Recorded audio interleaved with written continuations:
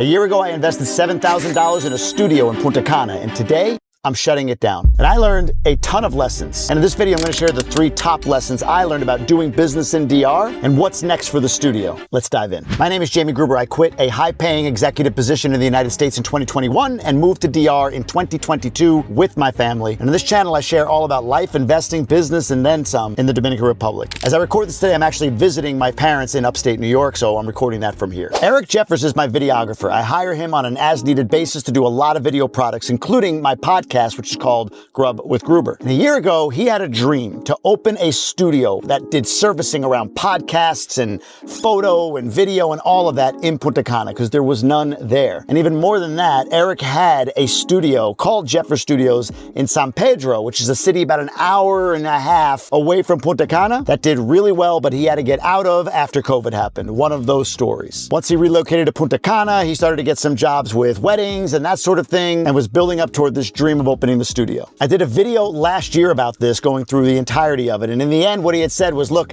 I would love to bring you in as a partner, and I need $7,000. My conditions with him at the time were, hey, I'll give you the $7,000, get the studio open, I'll consider that $7,000 in advance on video services, and if you hit a certain milestone, only then will I take a percentage of the revenue. Not even the revenue, of the profit, sorry. That was the setup. That was the terms that we came up with, and we went to work. Now, my role in this whole thing was to market, to get the message out there about this studio, leveraging my content platform, my brand, and all of that. And I did that. I did videos about it. I would do stories on Instagram, reels, you name it, specials that he was promoting. I would get them all out there to my audience. And you know what?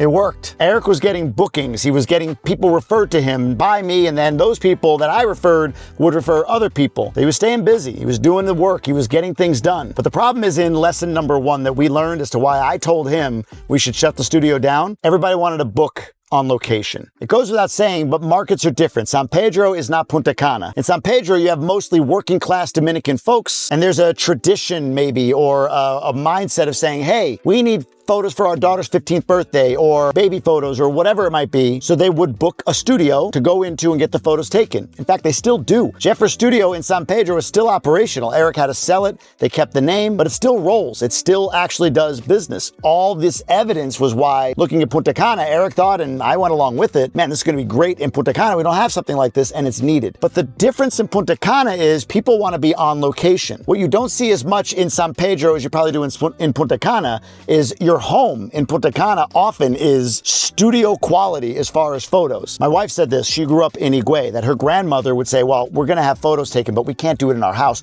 Our house isn't picturesque enough, so go to the studio. That's probably more like what happens in San Pedro. Whereas in Punta Cana, you have wealthier Dominicans, you have expats, you have a higher socioeconomic class there, and they buy these beautiful, huge homes with grounds and backgrounds and everything that are ripe for photos. But honestly, that was a small portion of the bookings. Punta Cana is also real estate central. There are a ton of realtors, there are a ton of real estate projects, and many of them want drone footage, video footage, photos on scene of their project to market. Social media created, editing, all of that stuff. Once again, you don't need a studio space for that. And then lastly, you have weddings, another big industry in Punta Cana. So when he would get booked, it would be to go to a wedding on location somewhere, not in the studio. While there were some podcast bookings, it wasn't enough to really justify the idea that we've got this studio space when the majority of the space was dedicated to photo video and people just didn't need the space to do that stuff. They wanted it done elsewhere. So when we got about 8-9 months into this project, I asked Eric, like, hey, what's our burn rate monthly? It's about, say, $2,000, maybe a little bit more per month between rent and expenses to run the studio. And what I said to him was, then let's shut it down. It makes no sense to have that overhead if we're getting booked, if you're getting booked everywhere but the studio. That said, Eric does have clients that do like to come into the studio. It's not like nobody came into the studio, so he wanted to make sure he had studio space. So we actually partnered up with 2 other creators to create that kind of space needed for podcast bookings, photos, videos, all of that stuff. But he's paying $400 a month to partner with them as opposed to $2,000 a month plus. So the space is there without the overhead. Before I go to the second lesson, this was a really deep discussion for Eric and me around, man, I put a lot of money into building this thing. My question for him was like, okay, do you have any debt? The answer was no. And then do you think there's another model of the studio that would outperform the current version of it? And it was like, I mean, unless we drastically change the business model and pour a whole bunch of marketing into it, probably not. It's probably going to be what it is. Weddings, on-site photos, real estate, so on. This is where we got into something called a sunk cost fallacy. It's a business principle that essentially says, man, when you put a whole bunch of money into it, often we hold on because we're like, well, I don't want to waste the investment that I made, so let me pour more money into this to get it to be where it needs to be, when really the answer in some cases, in many cases, is like,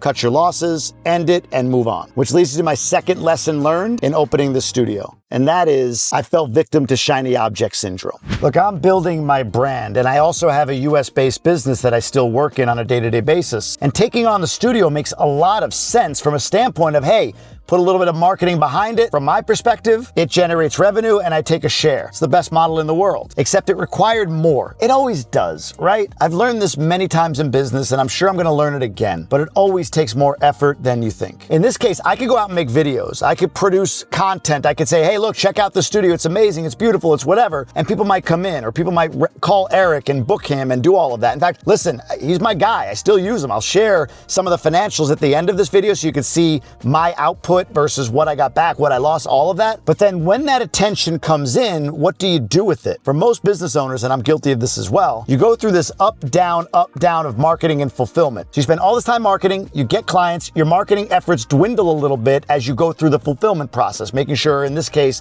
the photos are booked, the video is done, the editing is taken care of, all of that stuff. And then your clients dry up, so you start marketing again, up, down, up, down. Where I could have and should have spent time, if I had the time, would have been to sit down with Eric and build out a CRM, a marketing system, so that as these people came in, we had something we could do with them on an ongoing basis to keep the studio and keep Eric front of mind. But I don't have the capacity for that. I still don't have the capacity to do all of that. Or at least I struggled to find the time between business and family. And that was probably a key piece of making the studio really explode as a destination as opposed to what it became, which is something that gets booked or he gets booked, but the studio isn't a necessary part of that. So my bandwidth was stretched, and then I took on another project thinking all I got to do is market it a bit and then it'll take care of itself, not realizing that my superpower in marketing needed to be offloaded to Eric and any team members that we had so that they could manage the ongoing marketing systems. In other words, I could generate a bunch of attention, but after that attention dwindled, there wasn't a place to keep that attention going, to build referral programs, to do all of that. And again, we could still do that, but it still didn't require the $2,500 a month that we were spending on the studio space standalone when we could consolidate it into another studio group, offer the same services at a much lower cost to him, and we roll from there. Now, the third lesson that I learned is a lesson that I've preached before to many of you who are asking about starting businesses here. And it just goes to show you, sometimes you may know, but you don't apply it on your own, or you allow your mind to kind of create logic that doesn't make any sense. And that is this, specific to Dominican Republic business. Just because it's not there doesn't mean it's an opportunity. I get lit up in DMs with questions about opportunities that are missing in DR or missing in Punta Cana that might be something that they can build a business when they move down here and sustain themselves. Things like food delivery and automatic car washes and so on always come up. And me, being the sage, wise, 4-year veteran of life in the Dominican Republic, would say to the person wanting to open a car wash, there's a reason that they're not here. Cost of electric, cost of water, the fact that you can get your car washed at your house for a few hundred pesos without having to ever leave. So I always say, be in the market first, understand the dynamics before you take action on a business idea. Well, I am in the market, I am observing what's going on around me, and I still took action on a business idea. But what's funny is it's not as if there isn't a need for great videography or photography, but with the benefit of hindsight now I could see there may not have been a need for a standalone studio simply because one didn't exist yet in Punta Cana. Being first to market in this regard wasn't some sort of advantage. It might have been a clear signal in the market that it wasn't something the market was demanding. I share a lot about moving to DR, and a big question that comes up is income. And within that income discussion often is, what's the best business idea? And I stand by what I said. Be here, understand the dynamics before you act. But I'll add on to this, even when you do that, just know you can be wrong. Or maybe better said, because look, I am kind of an optimistic guy when this stuff, and I'll show you again the numbers here in a second, but it may not look like what you think it looked like. So you have to embrace the pivot. Now, Eric and I talked about this, and I made the point to him, we actually both did, had we not gone forward with this idea, we would never know how this idea would work. And it wouldn't get him the kind of exposure that he's gotten by the content that I've made and some of the other stuff that you could see. I'll show you some of the stuff that he videotapes. It's beautiful. He does amazing work with videography, photography. I mean, you go to his Instagram page, you can see it's chock full of amazing photos and stuff like that. In fact, look, I don't even want to say hire him. I do want to say hire him, but my objective is to get big enough on my media side that I can pay him full time and you can't hire him. But right now, he's out there. I would grab him. But the point is, you don't know unless you act. And this was the best bet we knew how to make. I don't regret it. Neither does Eric. But now we understand a little bit more about the dynamics of the market and what is and isn't going to work. And we can pivot and he can grow. All right, so here's the numbers on this entire project. It, in the end, cost about $53,000 to build out this studio, of which I made an initial investment of $7,000. That was my portion. However, as time went along, there were other investments of equipment and that sort of stuff. So I probably put in another, over the last year, $3,000. So all in, I am at $10,000 invested. And $3,000 of that is hard equipment, stuff that we actually own, I actually own along with Eric. But $10,000 is my total investment. Now, if you consider that $7,000 as we structured it was in advance, and then I would take 20% of profit after he reached certain milestones so that he and his family can live off of it, really my $7,000 was an advance payment on services to be rendered. The risk was if Eric never actually did them.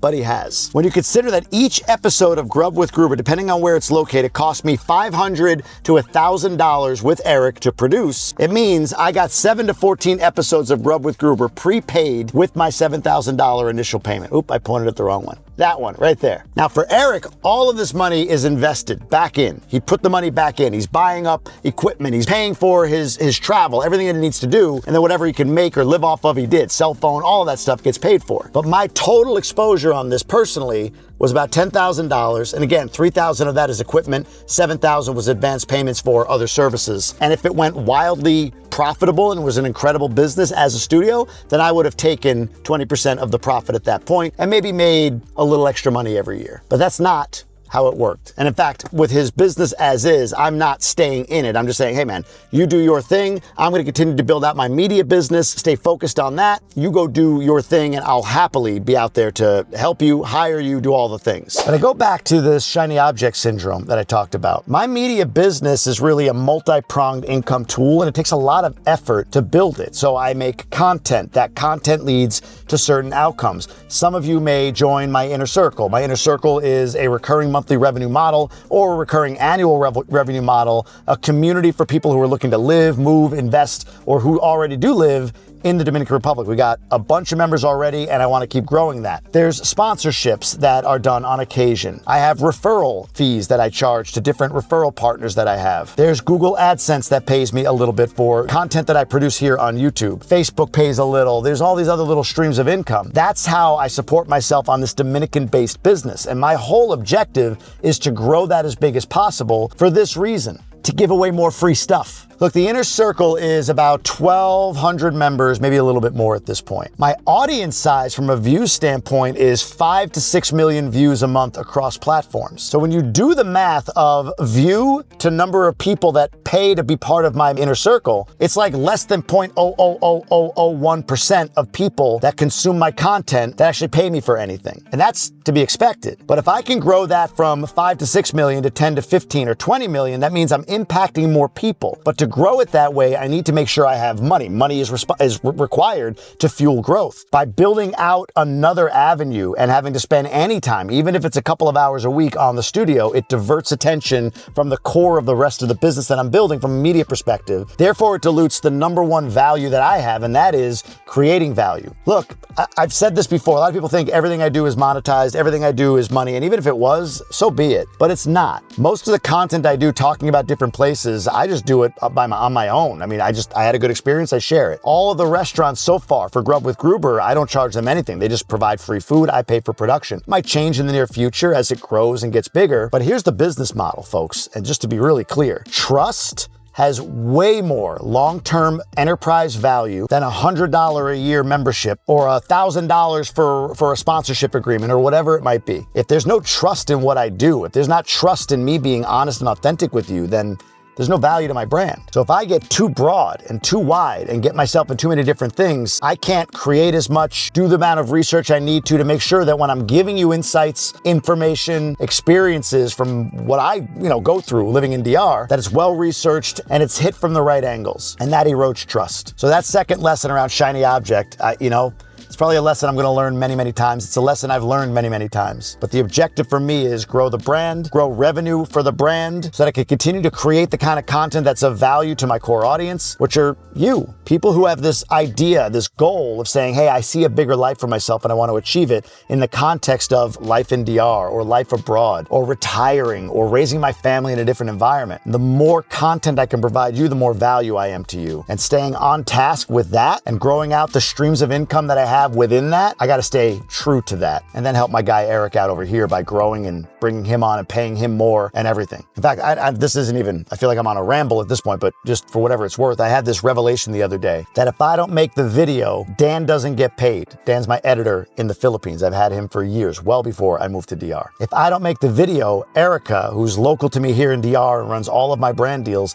doesn't have the opportunity to recruit brand deals and then get paid. So staying focused on what I'm doing is of the utmost importance, and I think that's just great business advice overall. Now, I didn't go back and watch the original video to even see if I said something that's like, oh, you didn't say that last year, you said it now. I don't remember what I said, but it's right here. If you want to watch it, take a look and see what I said last year when we opened up the studio, all the excitement and everything. And I'm really happy that Eric has an alternative where he can still service the community the way he wants to, but check that out. Go to the description below for the inner circle and everything else, and I'll see you on the next one.